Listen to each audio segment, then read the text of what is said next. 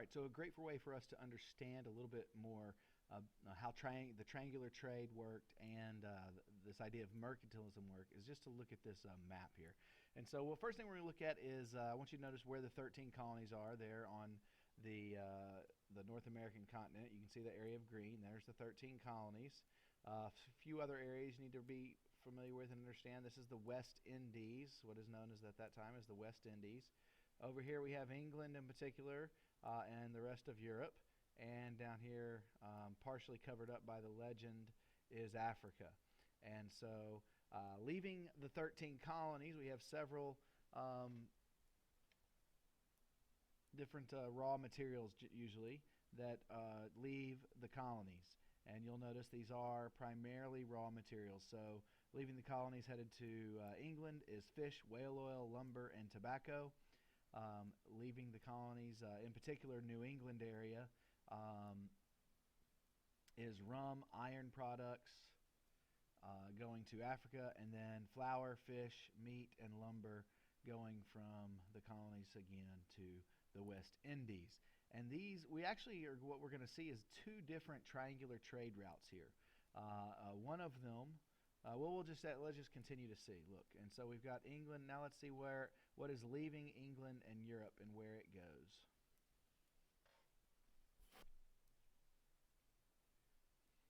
Okay, so you can notice, as you see here, leaving England and headed back to the colonies are teas, spices, furniture, cloth, and tools.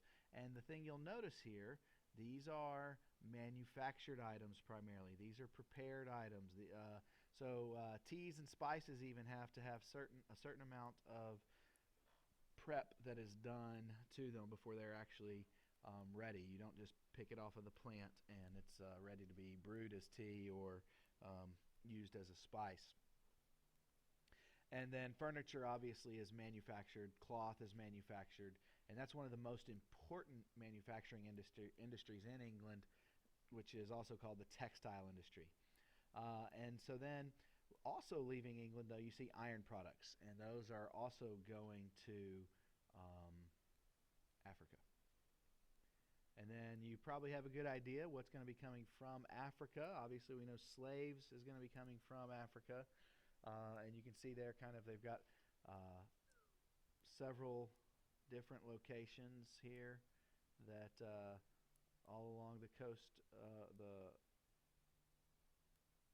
the west coast of Africa, headed straight from Africa to the West Indies.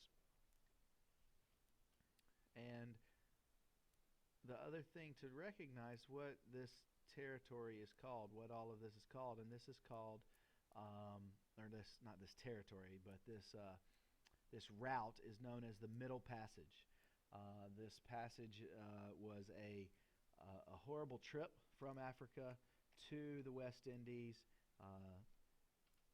Men and women packed on these boats like cattle, treated as animals more than they are treated as people. And there were significant numbers of deaths that were a result of this trip. The people that were slave traders had to have just absolutely their hearts. It's hard to imagine people doing this, one group of people doing this to another group of people, but they did. Their hearts had to be very hardened to what they were actually doing.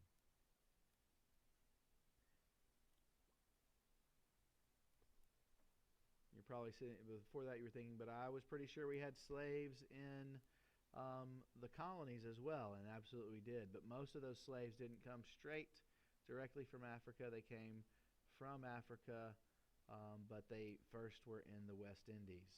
And so molasses and sugar are taken along with their slave cargo, are taken to the colonies. And so you actually see here, you can see kind of two different triangular trade routes developing here. So we've got this triangular trade that goes from the colonies to England, England to Africa, and then Africa to North America. And so this whole area is kind of treated as one point, one of the 3 points on your triangle. But you also see another triangle here.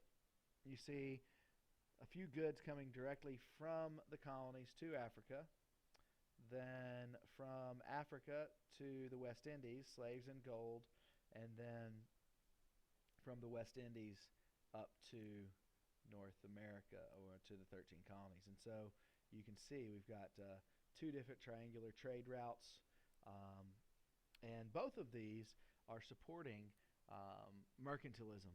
Primarily this one that we have here is a mercantilism, follows the theory of mercantilism that we just talked about. So this is the triangular trade, and these are the products that are being shipped.